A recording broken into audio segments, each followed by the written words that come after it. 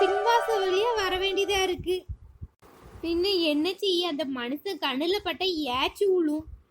இந்த கிணத்துக்கு பெயிண்ட் அடிக்கணும்னு இந்த மனுஷன் அடிச்சிருக்காரான்னு பாரு.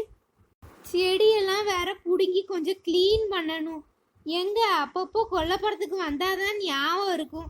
நம்மளே ஆடிக்கு ஒருக்கா அம்மாசிக்கு ஒருக்கா வாரோம்.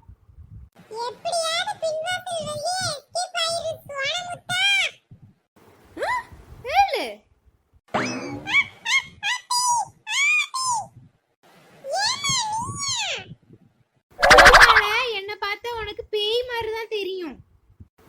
எங்களை திருட்டுத்தனமா வெளியில போற மணி 6 ஆகுது.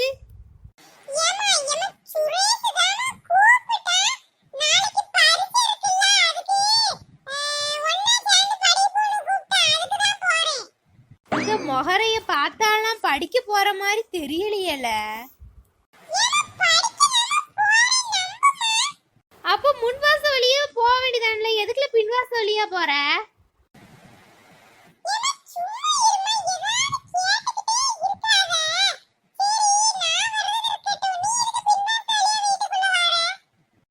ஐயோ, அப்பா இருக்கும்ல வீட்டுக்குள்ள.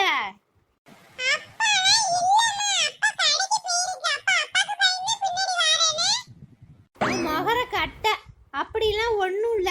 இந்த கொல்லப்புறத்துல வேலை கிடந்துச்சு. சரி இந்த செடியெல்லாம் புடுங்கும் நினைச்சிட்டு வந்தேன். அப்புறம் சரி வேண்டான்னு வீட்டுக்குள்ள வார. இப்போ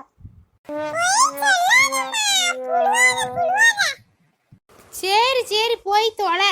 போயிட்டு 1 மணி நேரத்துக்கு வீட்டுக்கு வரணும் பாத்துக்கோ.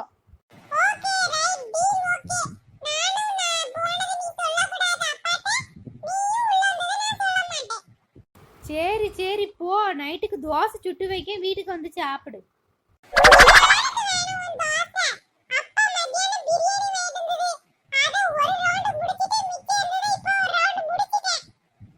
ஏல என்ன பிரியாணி வாங்கினது அப்பா ஏன்ட்ட ஒரு வார்த்தை கூட சொல்லல.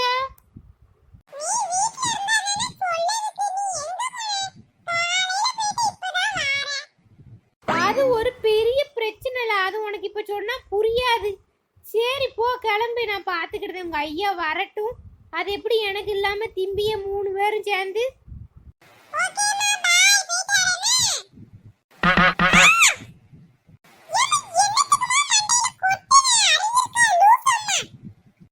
மிச்சம் இருந்த பிரியாணி 2வது தின்னுட்டு வந்தேல, அதுக்குதான்.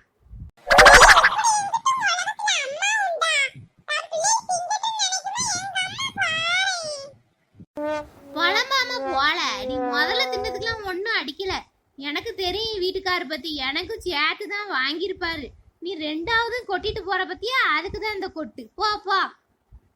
இருந்தாலும் இந்த மனுஷன் வரட்டும், கூட எக்ஸ்ட்ரா 2 பாக்கெட் வாங்க வேண்டியதானே. இது என்ன கிச்சன் இந்த லட்சணத்துல கிடக்கு? மத்தியானம் பிரியாணி தானே வாங்கி தின்னா, அப்புறம் இந்த நேரத்தை எலிச்சத்த நாத்த அடிக்கி. ஏல ஏட்டி பிங்கி, ஏட்டி வீட்ல இருக்காளா இல்லையா? 2 பேத்தே, 1 வெளியில போயிட்டு இன்னொன்னு வீட்ல தானே இருக்கணும்.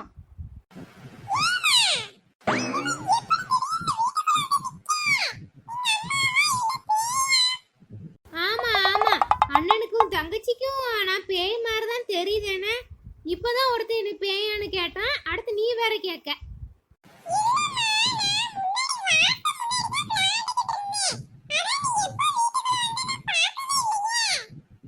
நான் அப்பலே வந்துட்டேன். சரி அதை விடு. என்னப்ல ஒரு எலிச்சத்து வாட அடிக்கி. உங்க அண்ணன் வேற பிரியாணி தான் தின்னோன்னா இப்படி வாட அடிக்கி.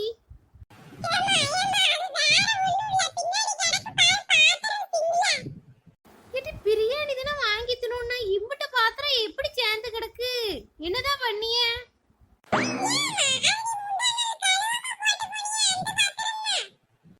என்னது, நான் தான் கழுவலையா? அப்போ நான் மறந்துட்டேன், எனக்கு முக்கியமான வேலை இருந்தது. அதுக்குன்னு இப்படியே கழுவாம போடுவாங்க? 1க்கு 3 பேர் இருக்கீல வீட்டுல, கழுவ வேண்டியதானே.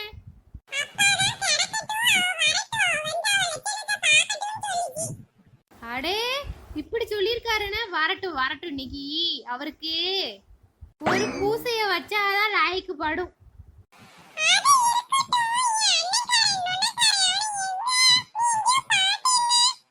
இப்பதாண்டி பின்னாடி ஓடி போறான். அவன் ஃப்ரெண்டு சுரேஷ பார்க்கணும். பரீட்சைக்கு படிக்கணும்ட்டு.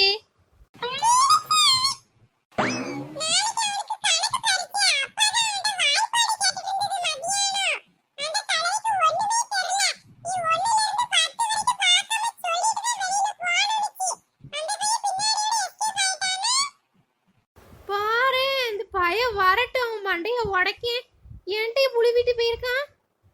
இதுக்குதான் அப்பாவுக்கு தெரியக்கூடாதுன்னு சொன்னானோ.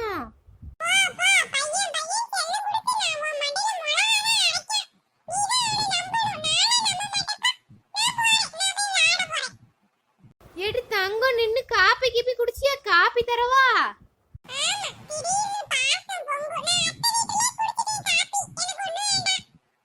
எடி உங்க அத்தை காப்பி போட்டிருக்காள, அப்ப எனக்கு ஒரு கிளாஸ் வாங்கி போய் வாரேன்.